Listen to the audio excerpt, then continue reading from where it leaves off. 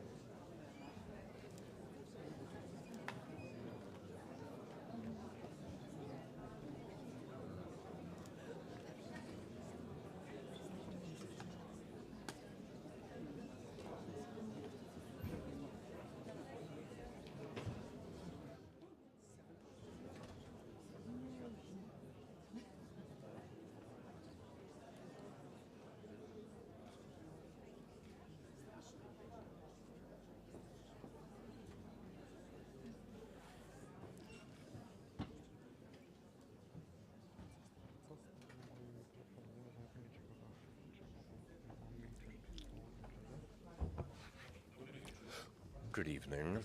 My name is Dariusz Bogalski, and I'm a journalist with the Polish Radio Channel 3, and it is my honor to welcome you to this awards ceremony of the International Zbigniew Herbert Literary Award for 2019. This is the 7th time we've been awarding this prize, and I want to welcome everyone. And I want to begin with a request. Let's begin by welcoming Katarzyna Herbert.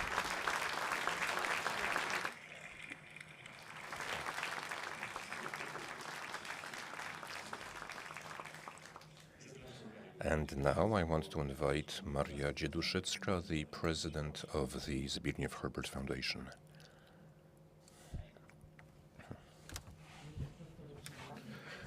Ladies and gentlemen, dear friends, welcome on behalf of the Zbigniew Herbert Foundation.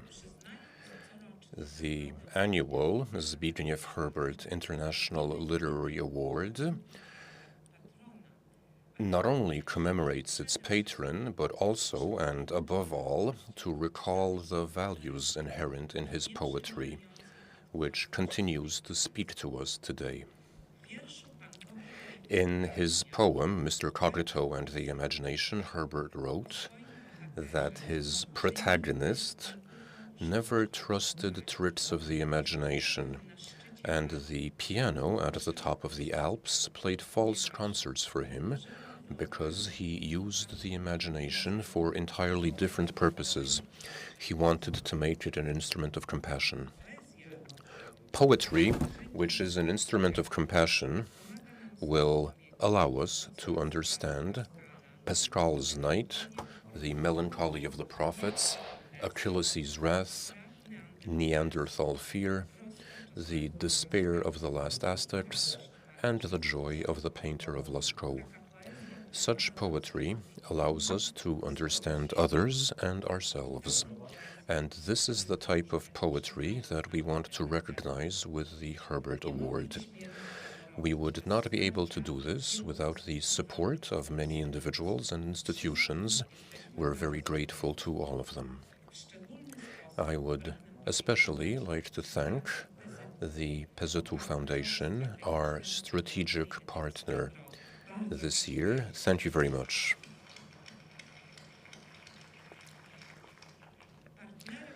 Our partner in this ceremony is the Embassy of the State of Israel. I would like to welcome Her Excellency Ambassador Anna Azari.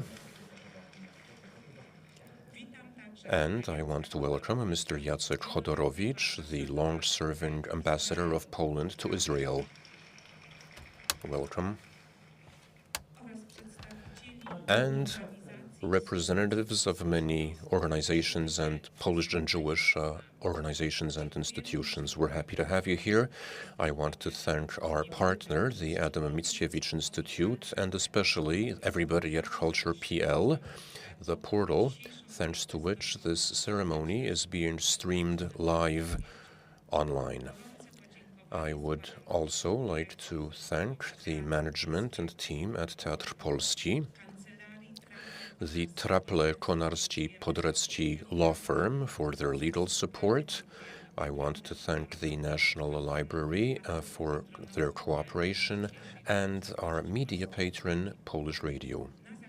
In closing, I would like to quote Herbert and ask that, like Mr. Cogito before us, we appreciate tautologies, explanations, idem per idem, and remain true to uncertain clarity.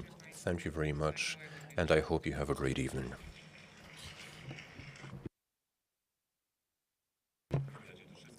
That was Maria Dziduszycka, thank you very much. And now Krzysztof Gosztyła will read a selection of poems by Zbigniew Herbert. Krzysztof Gosztyła.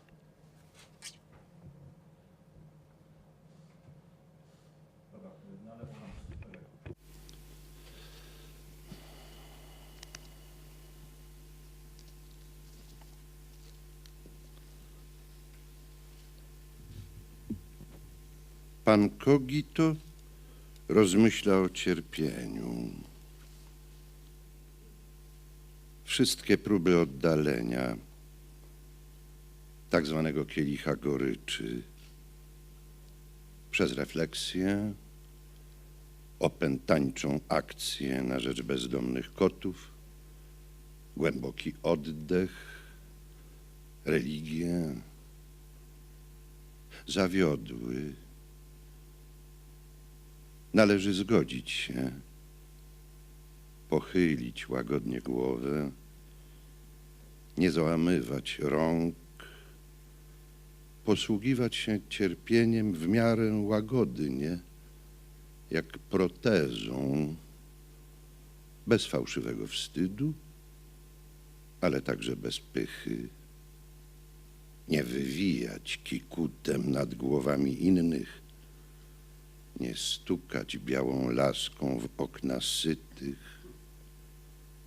pić wyciąg gorzkich ziół, ale nie do dna, zostawić przezornie, parę łyków na przyszłość, przyjąć, ale równocześnie wyodrębnić w sobie i, jeśli to jest możliwe, stworzyć z materii cierpienia rzecz albo osobę, grać z nim, oczywiście, grać, bawić się z nim bardzo ostrożnie, jak z chorym dzieckiem, wymuszając w końcu głupimi sztuczkami nikły uśmiech.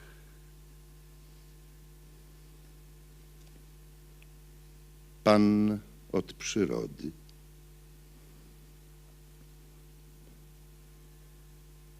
Nie mogę przypomnieć sobie jego twarzy.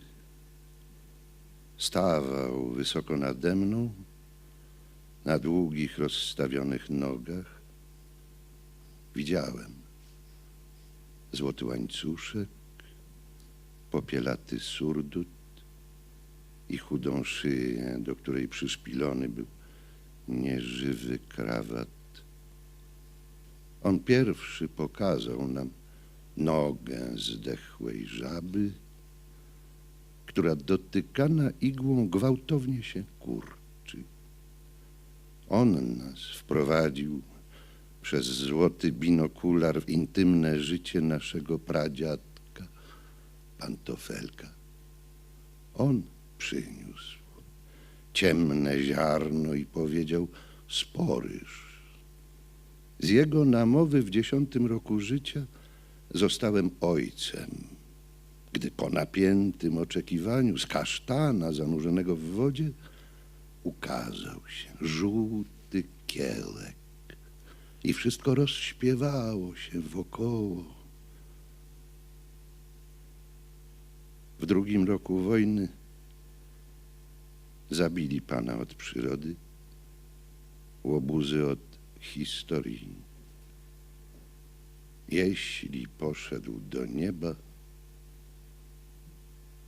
może chodzi teraz na długich promieniach odzianych w szare pończochy, z ogromną siatką i zieloną skrzynką, wesoło dyndającą z tyłu. A jeśli nie poszedł do góry? Kiedy na leśnej ścieżce spotykam żuka, który gramoli się na kopiec piasku, podchodzę, szastam nogami i mówię: dzień dobry, panie profesorze. Pozwoli pan, że mu pomogę.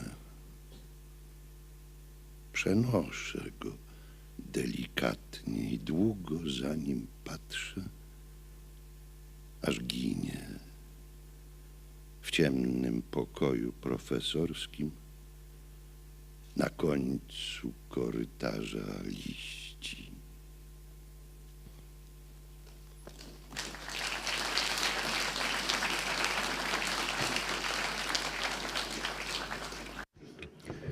That was Krzysztof Gosztyła. Thank you very much. And allow me to recall the names of the members of the jury of the Herbert Award.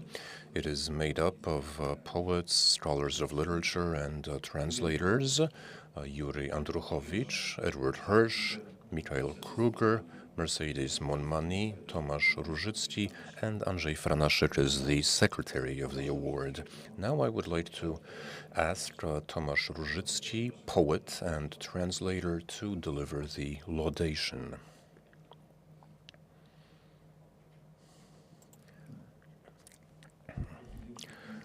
Good evening, ladies and gentlemen. Writing poems in Hebrew is a challenge. It is the language of the book, and even the most innocuous word can bear hidden meanings, depending on which of the holy texts it had been used previously. It is a language in which letters and words have their symbolic and numerological meaning, a language that is written down without vowels, a code understood by the initiated, a language which is transcendent and metaphysical by nature, because the physical consonants require a non-physical complement. That is why understanding and properly reading a sentence requires familiarity with vocabulary and the rules of grammar that govern morphology. They require a knowledge of the laws. One could perhaps say that the vowels invisible in the Hebrew writing are the divine spirit of the language, a whisper that breathes life into the bones and makes dry twigs turn green. It is not for us to determine whether the choice of such an alphabet for Hebrew was indeed caused by divine intervention as part of a grammatical process, or whether it was caused by the prudence of the fathers of language who wanted to preserve a degree of freedom to interpret the strict rules that were being written down in the new alphabet. This ambiguity in the alphabet makes interpretation and commentary possible, which gives a way out of every linguistic trap. The possibility of permutation, negotiating meanings, and perhaps something like a profit and loss analysis. Excess of meaning is subject to the laws of economics, inflation, capitalization. Sofrim, the scribes, were teachers of the law. This is good news for good poets only. It is very easy to fall into banality. The space between the vowels can be an abyss in which all meaning perishes. A rocky and arid no man's land where anything goes and nothing matters. On this no man's land, Agi Mishol's poem is like a donkey strapped with explosives. It shakes us out of our complacency. It blinds and deafens us. It engages our senses. Agi Mishol was born shortly after World War II in Transylvania, in a Hungarian-speaking family. Her elder sister perished in Auschwitz. Her parents survived the camps and emigrated to Israel when Agi was 4. She began learning Hebrew in school in Israel. She writes in Hebrew, and asked by Beata Tarnowska whether Hebrew as an artistic medium is a source of inspiration or more of a burden, she replied, "For me, Hebrew is a sacred language." Even though we know relatively few of her poems in Polish, they were translated by Beata Tarnowska, Angelika Adamczyk, and Justyna Radczyńska, we see, it is evident that Agi Mishol's poetry is vivid. It has a Mediterranean joie de vivre and sensuality, eroticism, warmth. It is like a peach orchard, like the one the poet lives in Israel. It is a story of love and of loved ones, sometimes about their passing away. As in the case of her parents, of poems about her parents. It is a story about the present, full of the here and now, and the market, in stores, internet, the bedroom, the kitchen, the field, and the highway. It is a tale of victims of war, the old roots of thousand-year-old olive trees in West Bank settlements, which, like Hebrew consonants, grow new and unexpected shoots.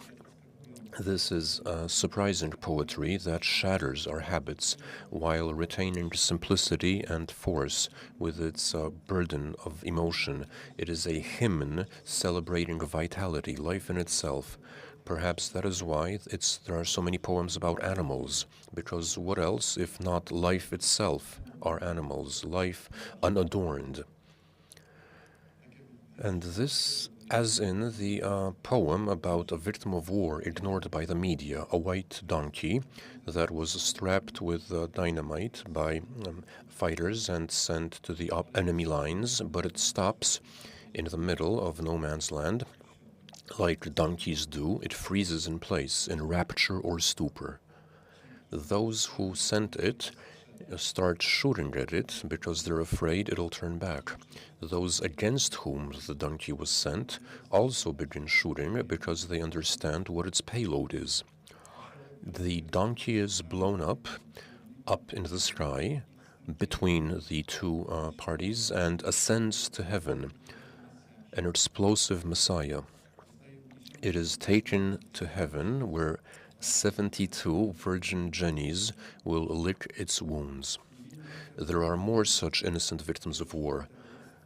The poem about the woman martyr, Andaliptakatka, which, as Mishol writes, sweeps along victims in a bakery, begins like a hymn to her beauty, beginning like the Song of Songs.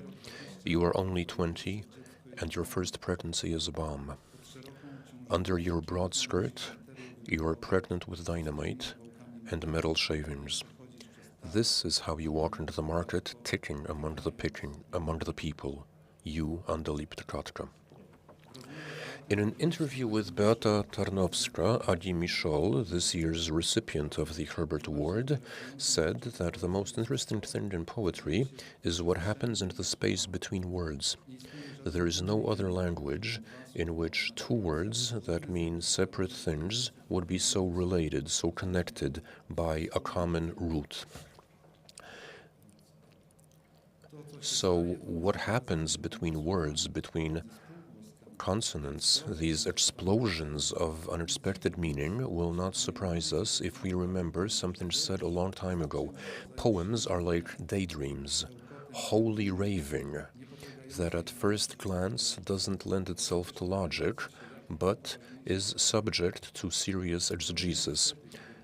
And when the poet describes a dream about another ascension when she herself visited heaven, where she saw not people but abandoned and hurt animals, as if heaven were an ark for all vulnerable animals. A huge, white, furry Great Pyrenee sprawling on a cushion, and around him the poodle from the Humane Society, and the mongrel from the road to Rehovot, and the one abandoned in the Yavne station, and not only these, generations of cats whose spirits were refreshed by the fristies kit I keep in my car, puppies from the coastal plain, one frozen heron I fan-dried in winter, mice I returned to the field from the house, spiders I saved from the cleaning ladies, a porcupine whose fleas I removed with a tweezer, all of them were there. In this dream heaven was full of dog tenderness and mercy. And if animals were in heaven, where do people go after they die? Maybe all of them, all are dead, stay here with us, but in a slightly different form, which is why we can't recognize them. Just like the biology teacher from Herbert's poem, the one killed in the second year of the war by history's schoolyard bullies. When, on a path in summer, I meet a beetle clambering over a mound of sand, I go up to it, make a bow and say, "Good day, sir, permit me to assist you." I transfer him gingerly and watch him go off until he has vanished into his murky professor's office at the end of an avenue of leaves. Congratulations.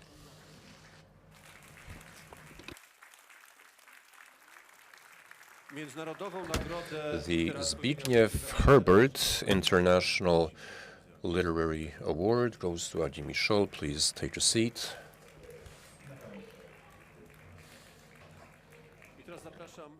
And now, Grażyna Melanowicz from the PZU Foundation and Adam Zagajewski from the Herbert Foundation.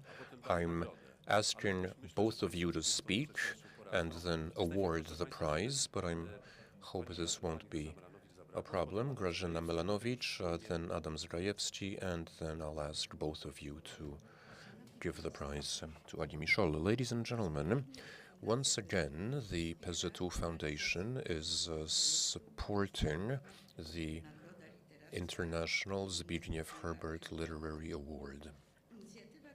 This initiative served to disseminate the work of the greatest 20th century Polish poet and also serves to promote Polish culture. The International Zbigniew Herbert Literary Award is an exceptional honor because Zbigniew Herbert is a poet who enjoys great artistic authority and moral authority, a moral compass. His work contains a universal message of truth and artistic courage, which is why it speaks to us today. It remains relevant. Congratulations, Agi Mishol.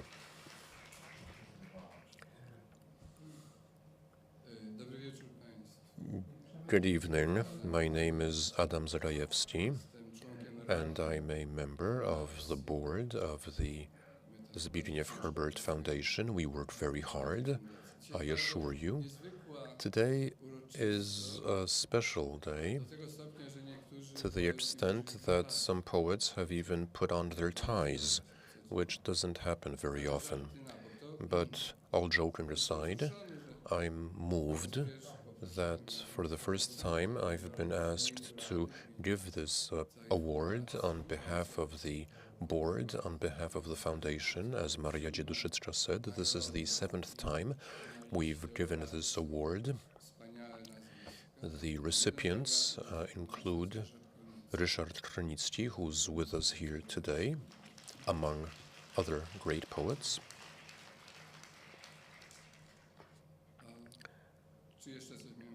Was there anything else I was supposed to say? And so now allow us together with, I also wanted to say a few words actually, because I forgot to mention that Agi Mishol has come to us from a country of great poets, and she comes to another country of great poets, the country of Herbert, Miłosz Szymborska, coming from the country of Yehuda Amichai, Natan Zach, and other great poets. So this is truly a special occasion, a conjunction of poetic traditions that encounter in various ways.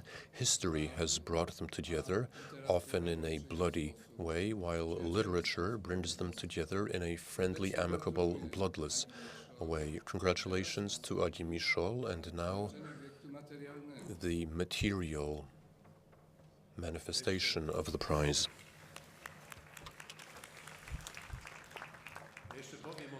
Let me just say a few words about the award. The award is a sculpture designed by Staroshek and Rycerski architects. The winner will also receive a check for $50,000.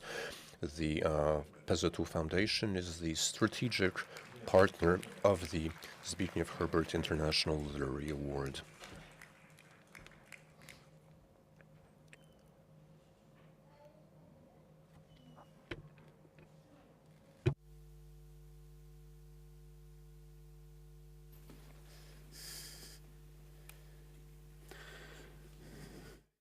Teraz zapraszam panią Agi Mishol Agi Mishol. i proszę o zabranie głosu. Podziękowanie za nagrodę. Pani Agi Mishol przeczyta również wiersze, tłumaczenia zobaczymy. Bardzo proszę.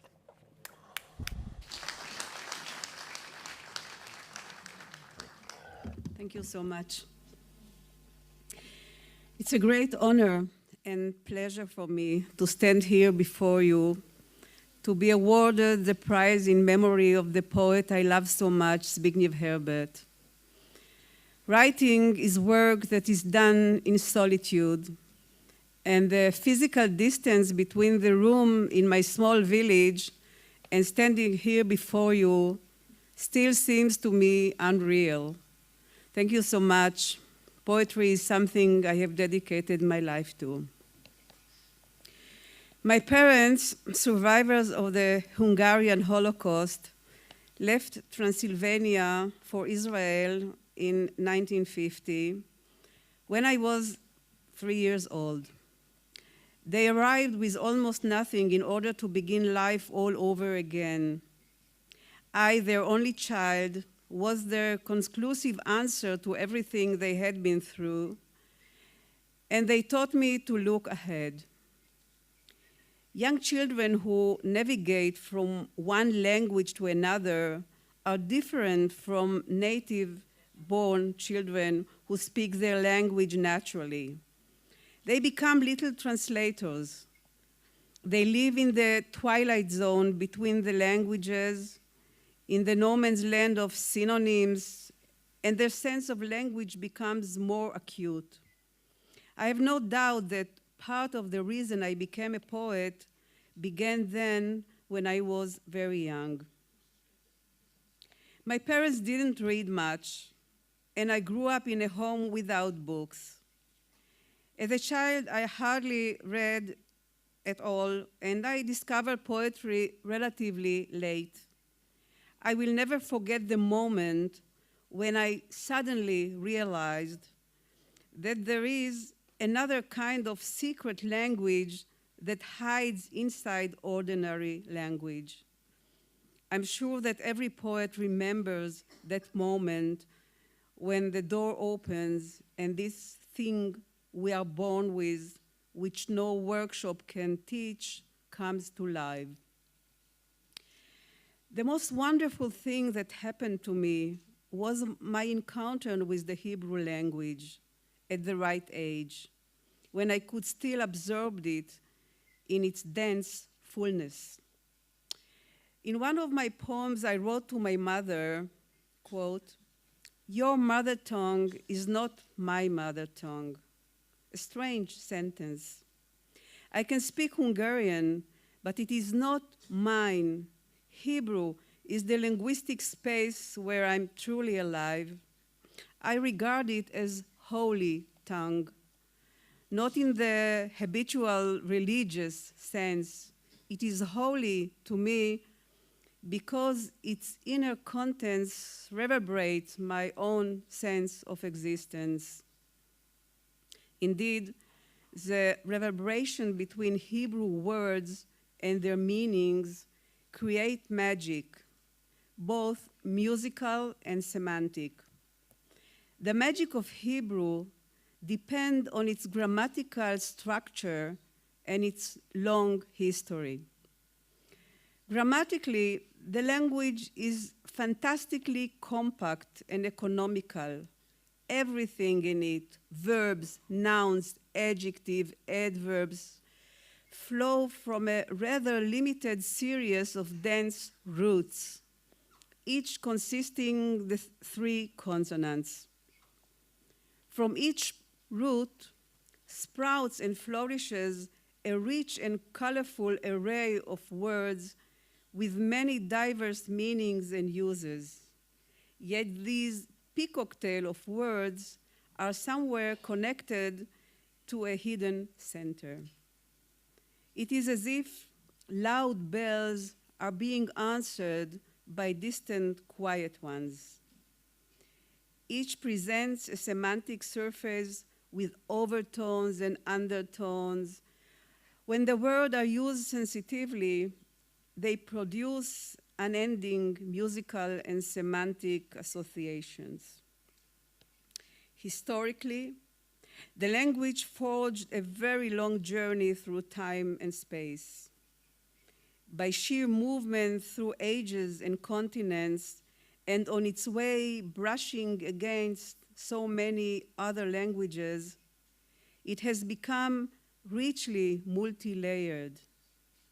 An Israeli child can read the Bible in its origin ancient version and understand most of what he reads. The poet, while carried along by the rhythmus and the spoken idiom, can also delve into the depths of linguistic time.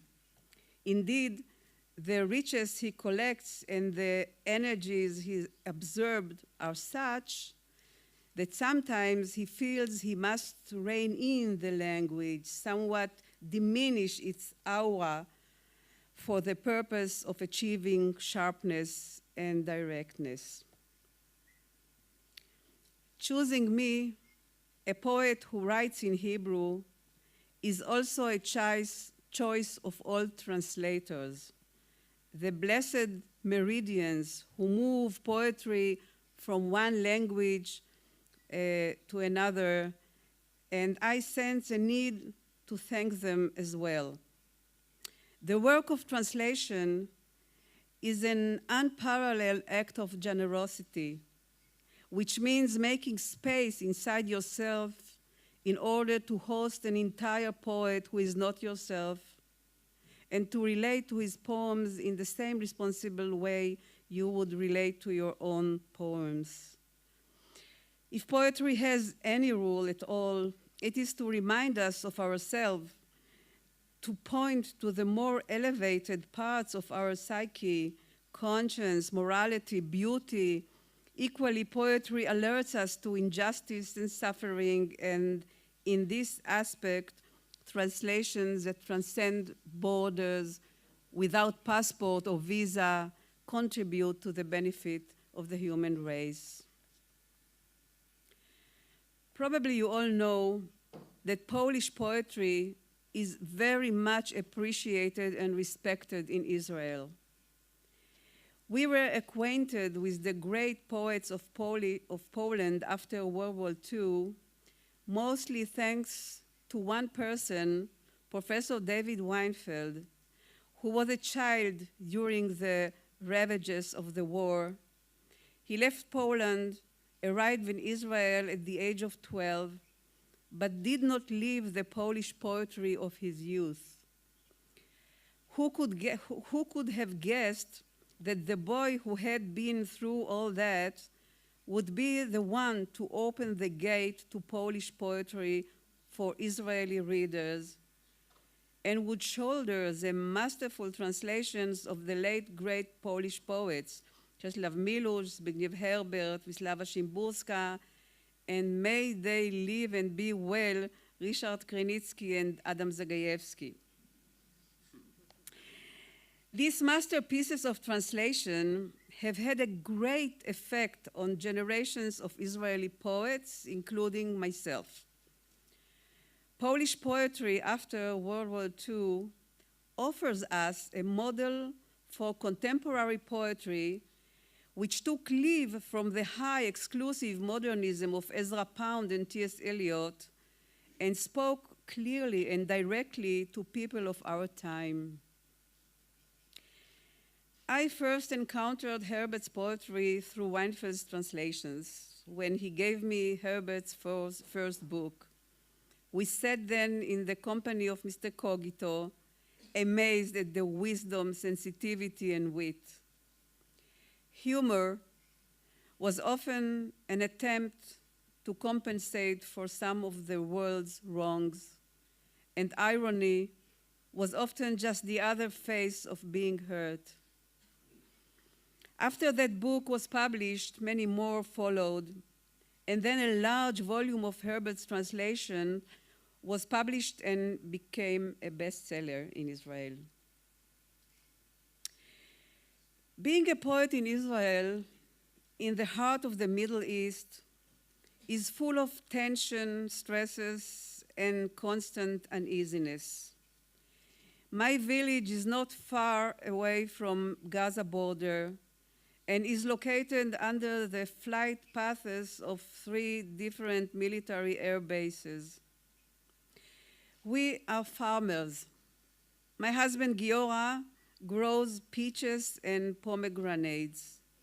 Nature is a part of our lives, and my poems are filled with the flora and fauna of the land of Israel. However, when I write a poem about a flower or an animal, people can often protest, is that what you have to write about? Where do you think you live? They accuse me sometimes of escapism. I once had a reading in Berlin with the great Palestinian poet Mahmoud Darwish. The audience was mostly Muslim. When he read love poems, they protested and demanded that he read political poems. Later, when we shared a taxi to the airport, he told me it was distressing for him that the expectation from him no longer allow his muse to roam freely. When one lives in a reality that is filled with violence, suffering, and victims, one cannot ignore that reality, even if it tries sometimes to defend himself from it. When the political situation is far from reach and beyond the horizon, I often recall Herbert's wonderful passage about the knot that can't be untied, the Gordian knot. I quote Herbert. When Mr. Cogito grows old and his mind settles down, he will not collect stamps or old coins or even rare books. He will then establish the world's first collection of knots that can't be untied. He will try to convince other people of the charm that resides in knots. People have never valued knots that can't be untied, and they have never learned to appreciate their complex beauty. They have always slid through a knot that can't be untied with a swish of a sword, like that Macedonian idiot, or simply untied it, proud that they now had in their hands a disgusting rope they could use to tie up a piglet or wind around someone else's neck. That's beautiful. In 1991, Herbert received the Jerusalem Prize. I had the honor of attending the award ceremony. I know he had a deep connection with Jerusalem and with three cherished people who lived there and were also friends of mine. Weinfeld, about I've already spoken, and two great poets, Yehuda Amichai and Dan Pagis. In one of Herbert's poems, by the name of A Stone in Jerusalem, Herbert mentions all three of them.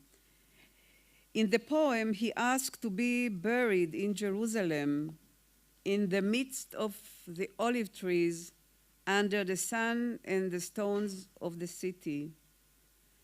Among the people he invites to his imagined funeral are David Weinfeld, I quote, his patient teacher of the language of the prophets, and Yehuda Amichai, who he wrote is a lion cub, according to the biblical description of the tribe of Yehuda. The third invited guest was Dan Pagis, who he says would be unable to attend the funeral because he was already dead, but would be close to him for all eternity. I feel a closeness to that poem as if I'm among friends, because Yehuda Amichai was the first to call me poet. That was when I was a young student at the Hebrew University in Jerusalem, and I signed up for his writing workshop. At that time, he translated Elsa Laskar Schiller's poems. At the end of the workshop, he gave me a copy of that book as a gift, and as a dedication, he wrote to Agi from Elsa, a sister poet, and I as a go-between. That was the first time anyone called me a poet, and I felt as if it was my initiation ceremony. After Yehuda's death, I had the honor of becoming the first to win the Poetry Prize in his memory. And Dan Pagis was my professor of medieval poetry at the Hebrew University. I wish to leave you with the words of Antigonus from Soho, who lived in Israel 200 years BC and was perceived after his death as the spiritual teacher. And he said, I quote, "Do not be like servants that serve their master in order to receive a prize. Instead, be like servants who serve their master with no intention of receiving any prize." This ancient wisdom was phrased in a theological context. However, On the other hand, here on earth, it is quite rewarding to receive such an honorable prize, and there is no necessity to always engage in heavenly matters. Thank you. Thank you. Thank you.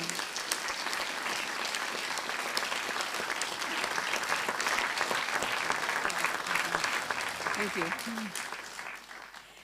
And now I will read you some of my poems. And the first one is a GPS direction to my house. רד מדרך המלך והמשך ישר עד לכיכר שלושת הזיתים. אין לך מושג מיהו המרדכי שעל שמו נקרא הכפר הזה, שכולם מבלבלים אותו עם יד מרדכי. בעוד 100 מטר פני שמאלה, פני שמאלה. מימין תוכל לראות חבילות חציר בדרכן אל הלחם, ולהריח אם תפתח את החלון שלף לך. מישהו אופטימי עם אוזניות יצעד תמיד נמרץ ממול. אשאר בחוץ את המרפק וחלוף על פניו עד דלתי בו חוצים טווסים את הצומת. פני ימינה. השמש עכשיו בגבך, אם כי יפה יותר לראות אותה ממלאת בכתום את מראת הצד. בשעה הזאת, שעת הצלמים, ענני נוצה וניחוח האלמון, כשתחלוף על פני גשר מעל אפיק אכזב של הסורק, ישתנה פתאום מצב הרוח שלך, ומראה גגות המכסים את הבתים, יעורר בך געגועים של יתום. משם כבר פשוט להגיע אליי, אפשר אפילו בניוטרל, להתגלגל עד לשלט משעול, ממנו יצאו לקראתך הכלבים, שינבחו אך גם יחשקשו בזנב, ולפני שתצא מהרכב תצטרך להחליט לאיזה קצה להאמין. נוקטורן, thank you. Thank you. נוקטורן. בתוך הבית הכל אגור. הסוכר בצנצנת, הלחם בארגז הלחם, הסכין במגירה, האוכל בקדרה, הרוחות הרעות בין כפלי הווילון, זה על גבי זה הציפות, הציפיות, התחתונים, החזיות, הכל אגור, המוזיקה בחריצי התקליטים, האח בראש בעליית החפצים הדחויים. 2. אם תקום האישה ממיטתה ותפתח את המקרר, אפשר יהיה לראות את פניה, אפשר יהיה לראות את מבטה בגבינה המביטה חזרה מחוריה. אך באור הזה, החיוור, רואים שרעבונה פעור לאור אחר, ולא לכחלחל המרצד מן הטלוויזיה, ולא לאדום הבוקע מן השעון המעורר, או ניאון הירח המנציץ את נברשת נשמתה, אור אחר היא צריכה, בלילה הממתין ככורסת עור שחורה לבולעה. 3. לא סתם אני עומדת כך בלילה, גחונה על הכיור, מאיישת עמדתי ושרה למרחק, דו גיצ'תה. כי כל מה שיכול מתרחק מן האדמה, עשן הערובה, תפילה, קפיצות האושר. אך בני הבית נושמים כמו צאן, ישנים בחדרם, אדוני רועם, ומתחת לבית מי התהום, ומתחת לתהום לבה של לאות. מואזין הטרנזיסטור. מואזין הטרנזיסטור עולה במטה. חסן יחף ומחובר לאדמתי, לש את בצק הערב מקמח יהודי, יותר מדי עדין יא חגי, אני. שכבר עצמתי את עיניי הממיינות אחרי יום קטיף, שפופה איתו מעל לאש שהוא מבעיר. אנחנו מתכננים את האפרסקים של מחר, על אירופה וסיגריה ביתית. יחגי, ככה מגיחה אנחתו הערבית, נתמכת על יצורי שמי ההונגרי המסורס. בדמדומי הפוטוסינתזה האלה רצות ידיו מעל הפח, עושות בפיתה כשפים. חסן מארמן לי אגדות 1000 לילה ולילה מעזה, גופו שפיפון גמיש, עיניו תשובה לאש.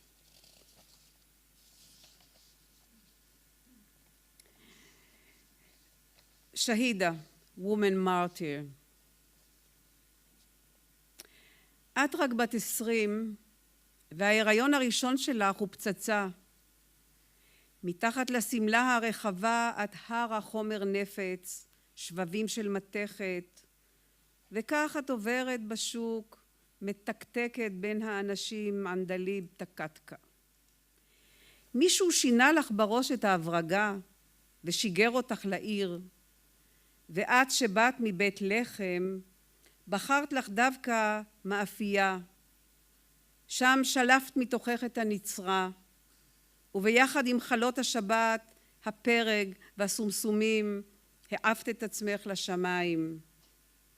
ביחד עם רבקה פינק עפת, וילנה קונרייב מקווקז, ניסים כהן מאפגניסטן, וסוהילה חושי מאיראן, וגם 2 סינים גרפת איתך אל מותך.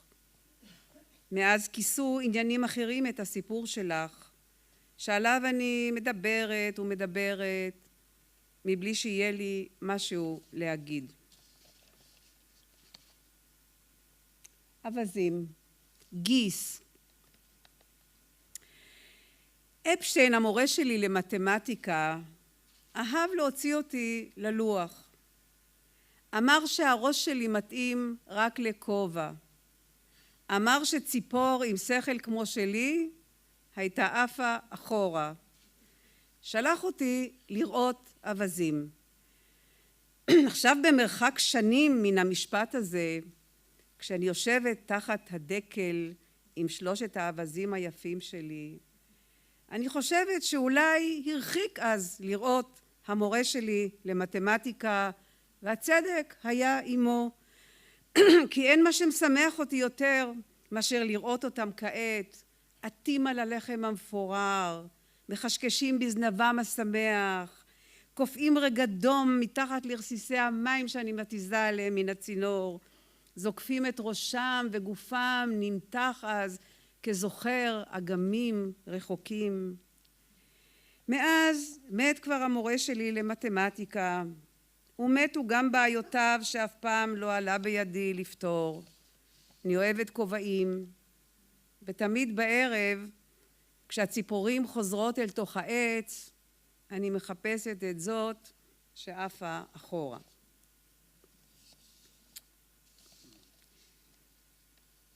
טווילייט, לפנות ערב. אור אלכסוני, רך וזהוב, חמל פתאום על חדרי, וגרגרי אבק ממש מול עיניי ניצתו בזהב, וניצתו גם כלי הזכוכית וקורי העכביש המושלמים, ובמשקופים נלכדו כחולים שאין לתאר במילים, וניצתו גם ספריי האהובים המצופפים על המדפים. אור ליטף את רשימותיו של מלטה, לאורי, זבריגה, ואת זיכרונות אדריאנוס וסרמגו, את וואלה סטיבנס, שכנם של פסואה וקוואפיס, ומדריך כיס להודו שנקלע ביניהם.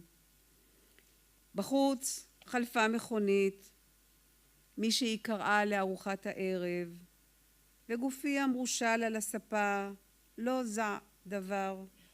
אני פה, כהערה של הרגע, ואין לי אף שאלה. And now I would like to read one of Herbert's poems in Hebrew, Mr. Cogito 6 advice.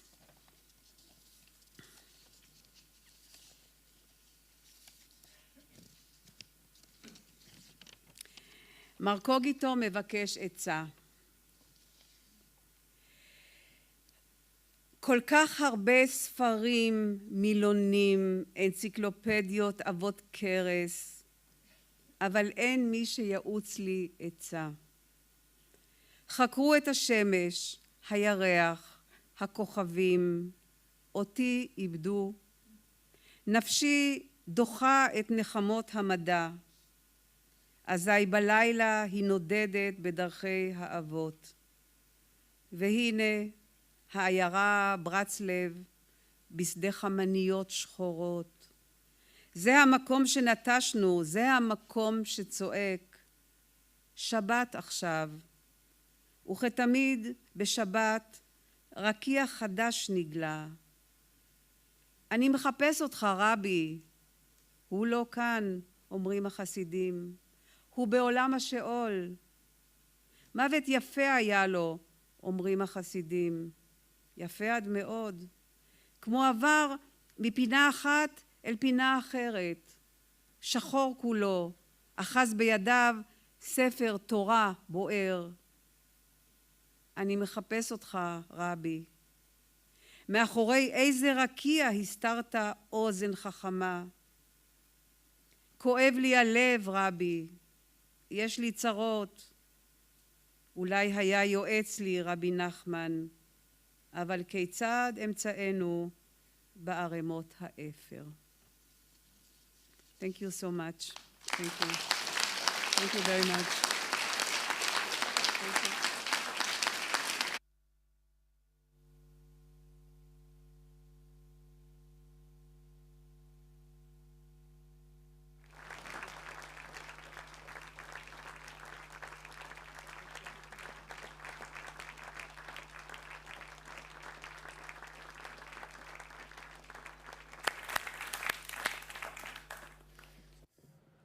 Jeszcze okulary.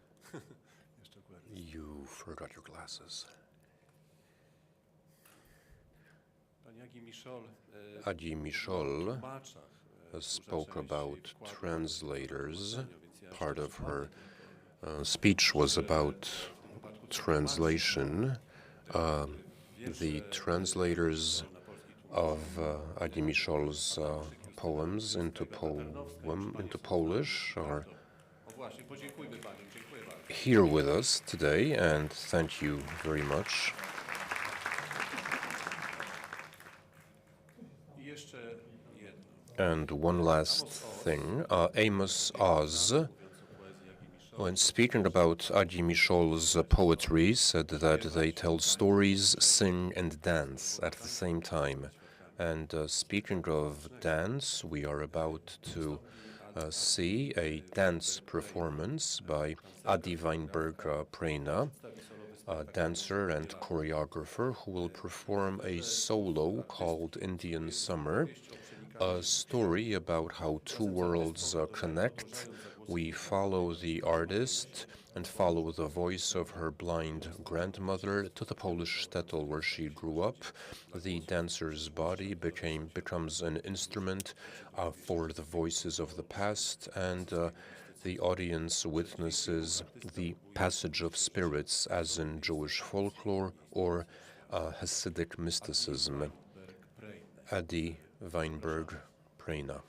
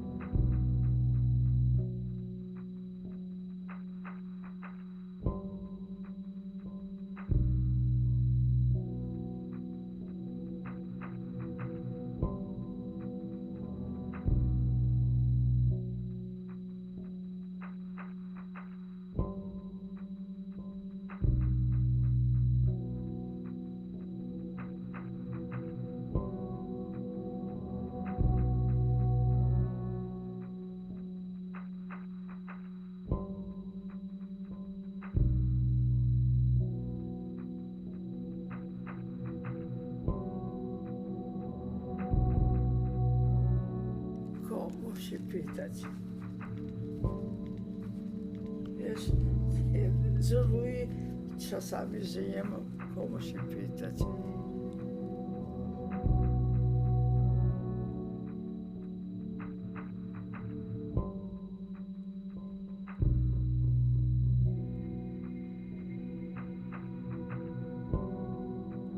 Nie mogę mówić moje usta.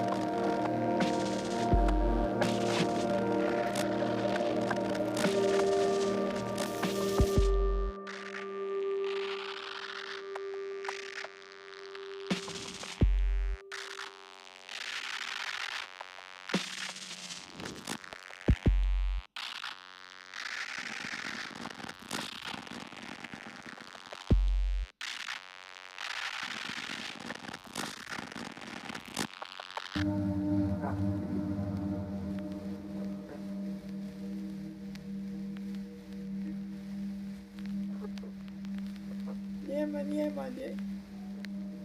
mogę mówić moje usta.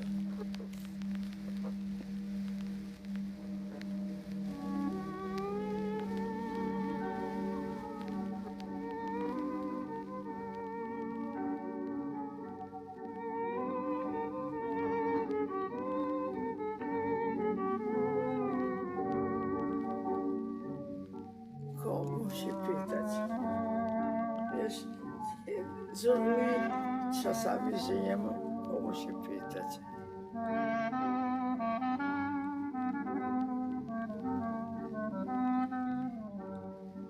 To był inny czas. Nie pamiętam. Ja nie pamiętam.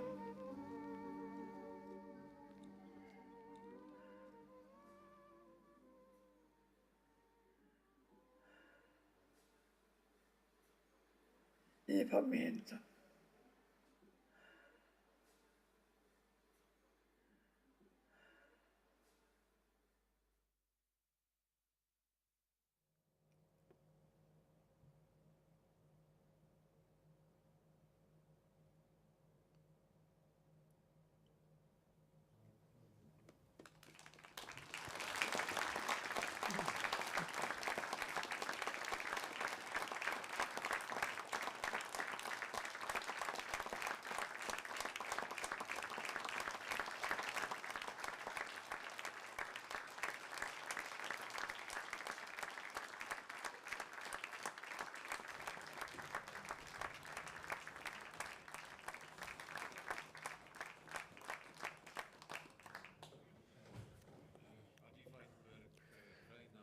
Adi Weinberg, Prena and Indian Summer, thank you very much and have a great evening. And join us downstairs for the reception.